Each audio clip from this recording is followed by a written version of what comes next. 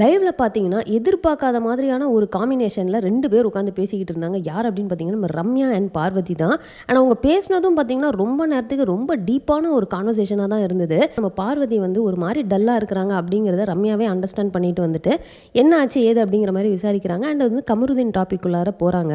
ரம்யா பார்த்தீங்கன்னா வந்து பார்வதி கிட்ட, "உனக்கு கமருதீன புடிச்சிருக்கலாம், கமருதீனுக்கு உன்ன புடிச்சிருக்கலாம். வாட் எவர் இட் இஸ், இப்போ நம்ம கேம் விளையாடிட்டு இருக்கோம். ஸோ நம்மளோட ஃபோக்கஸ் அதில மட்டும் தான் இருக்கணும். கேமை விட்டு நீ வெளியே போனதுக்கு அப்புறமாவுமே அவன் அதே மாதிரி இருக்கிறானா அப்படிங்கிறத பேஸ் பண்ணி நம்ம டிசைட் பண்ணிக்கலாம். அதோட மட்டும் விடாம இன்னும் கொஞ்சம் டீப்பா போறாங்க. ஆரம்பத்துல எல்லாம் நல்லா இருக்கும். அவங்க இந்த மாதிரி தான் வந்து பின்னாடியே வர்றது, எக்ஸ்பிரஸ் பண்றது, நிறைய பேசுறது அப்படிங்கிற மாதிரி நமக்காக நிறைய விஷயங்கள் பண்ற மாதிரி இருக்கும். பட் எப்போ நம்ம அதெல்லாமே அக்செப்ட் பண்ணிக்கிட்டு நம்மளும் ரிட்டர்னில் வந்து காட்டுறோமோ, நம்ம எமோஷன்ஸ் எல்லாத்தையும் எக்ஸ்பிரஸ் பண்ண ஆரம்பிக்கிறோமோ, அப்பையிலேருந்து அந்த சைடு அப்படியே குறைஞ்சிரும். அண்ட் நம்ம கெஞ்ச வைக்கிற மாதிரி எல்லாம் நிறையா பண்ணுவாங்க. அதெல்லாம் பார்த்து அவங்க வந்து ரொம்பவே வந்து சந்தோஷப்படுவாங்க அப்படின்னு சொல்லிட்டு நிறைய விஷயங்கள் ஷேர் பண்ணுறாங்க. அண்ட் நம்ம பார்வதியும் பார்த்தீங்கன்னா, அவங்க சொல்கிறது எல்லாத்துக்குமே பயங்கரமாக எக்ஸைட் ஆகி, என் மைண்டில் இருக்கிறத நீ அப்படியே சொல்கிற அப்படின்வாங்க. எனக்கு ஜென்ரலாக கடவுள் நம்பிக்கைலாம் எதுவுமே கிடையாது. ஆனால் எனக்கு எங்கள் அப்பா வந்து ஏதோ ஒரு மூலியமாக என்கிட்ட கம்யூனிகேட் பண்ணுவார். அதாவது இந்த மாதிரி ரேண்டமாக யாரோ ஒருத்தங்க சடனாக வந்து என்கிட்ட நிறைய விஷயங்கள் சொல்லுவாங்க. ஏன்னா இப்போ நான் உன்கிட்ட வந்து பேசலை, நான் வந்து சோகமாக இருக்கேன் அப்படிங்கிறத நீயாவே அண்டர்ஸ்டாண்ட் பண்ணிக்கிட்டு இப்போ நீ வந்து இந்த விஷயங்கள்லாம் என்கிட்ட சொல்கிறது வந்து எனக்கு எங்கள் அப்பாவே என்கிட்ட சொல்கிற மாதிரி இருக்குது. அண்ட் நம்ம ரம்யாவும் பார்த்தீங்கன்னா, நம்மளை அண்டர்ஸ்டாண்ட் பண்ணிக்க எப்பவுமே ஒருத்தங்க இருப்பாங்க. அவங்கள நம்ம தேடி தான் கண்டுபிடிக்கணும். ஸோ கண்டிப்பாக எல்லாருக்குமே வந்து ஒருத்தங்க அவங்கள மாதிரியே யோசிக்கிறவங்களோ இல்லை அவங்க சொல்லாமலே அவங்கள புரிஞ்சுக்கிறவங்களோ கண்டிப்பாக இருப்பாங்க அப்படின்னு சொல்லிட்டு நம்ம பார்வதி அண்ட் ரம்யா வந்து இந்த மாதிரி ஒரு டிஸ்கஷன் பண்ணுவாங்கன்னு எதிர்பார்க்கவே இல்லை. உங்க அப்பா மாதிரி கமருதீன் கிடையாது, நீ ஃபர்ஸ்ட் அந்த மாதிரி யோசிக்காத, நீ அவனை விடு.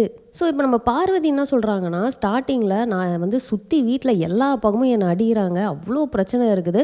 ஸோ அந்த டைம் நம்ம கமருதீன் வந்து அந்த ஒரு கம்ஃபர்ட்டை வந்து எனக்கு கொடுத்தது, எனக்கு வந்து அந்த ஒரு ஃப்ரீனஸ் வந்து எனக்கு கிடச்சிது. அண்டு பிரச்சனை அப்படின்னு வரப்போ எனக்காக வந்து எல்லார்ட்டையும் பேசினது, எனக்காக நின்னது அப்படின்னு சொல்லிட்டு நிறைய விஷயங்கள் பண்ணதுனால நான் டக்குன்னு வந்து ஓ வாவ் சூப்பர் அப்படிங்கிற ஒரு ஃபீலிங்கில் நான் டக்குன்னு அட்டாச் ஆகிட்டேன். அதுக்கப்புறமா நிறைய விஷயங்கள் நடக்குது, வேணும்னே என்னை வெறுப்பேற்றணும் அப்படிங்கிறதுக்காக அரோரா கிட்ட போய் பேசுறது. இதே மாதிரி தான் எனக்கு வந்து நம்ம வாட்டர்மெலன் திவாகர் வந்து ஒரு சப்போர்ட்டாக இருந்தார் அப்படின்னோடனே நம்ம ரம்யா கரெக்டாக அது வந்து உனக்கு அண்ணன், அதெல்லாம் வேறு, அண்ணன் ஃப்ரெண்டு அதெல்லாம் வேறு, ஆனால் இந்த லவ் அப்படிங்கிறது மட்டும் தயவு செஞ்சு இங்கே வேணாம். ஏன்னா ஒன்ஸ் நீ அந்த லவ் அப்படிங்கிற எமோஷனுக்குள்ளே போயிட்ட அப்படின்னா ஒரு சின்ன விஷயம் கூட உனக்கு ஹர்ட் ஆகும்.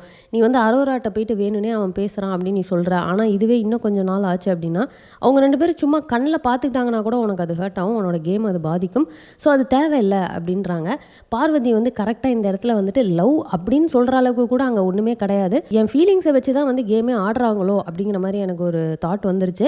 ஸோ இதுக்கப்புறமா நான் எதுக்கு அட்டென்ஷன் கொடுக்கணும், கண்டிப்பாக நான் அட்டென்ஷன்லாம் கொடுக்க மாட்டேன். ஏன்னா இது வந்து ஒரு லூப்பில் வந்து மாட்டியிருக்கிறோம் அப்படிங்கிறது வந்து எனக்கே நல்லா தெரியுது.